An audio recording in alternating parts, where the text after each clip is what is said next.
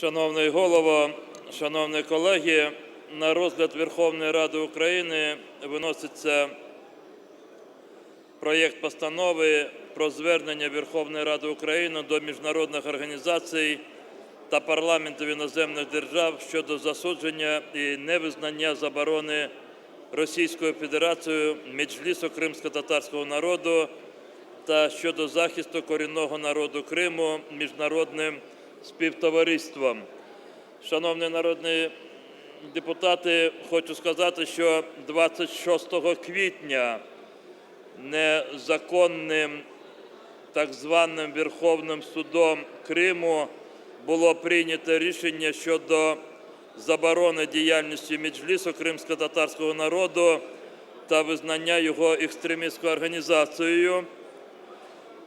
Після цього ми провели певні дискусії серед членів Меджлісу, і ми відгукнулися на прохання наших західних партнерів і подали апеляцію до Верховного суду Російської Федерації.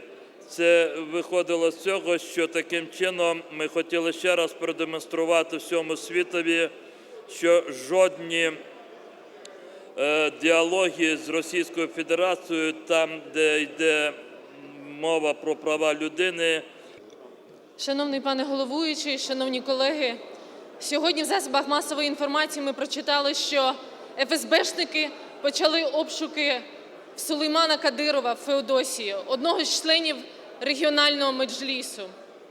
Насправді це один з тих 3000 членів Меджлісу, яких після рішення Верховного суду Російської Федерації, після того, як суд відхилив апеляцію щодо визнання Меджлісу терористичною організацією, підпадає під зовсім інший рівень репресій. І я ставлю на голосування проект Постанови про звернення Верховної Ради України до міжнародних організацій та парламентів іноземних держав щодо засудження і невизнання заборони Російською Федерацією Меджлісу кримськотатарського народу та щодо захисту корінного народу Криму міжнародним співтовариством. Номер 5215 в цілому. Прошу голосувати, прошу підтримати. –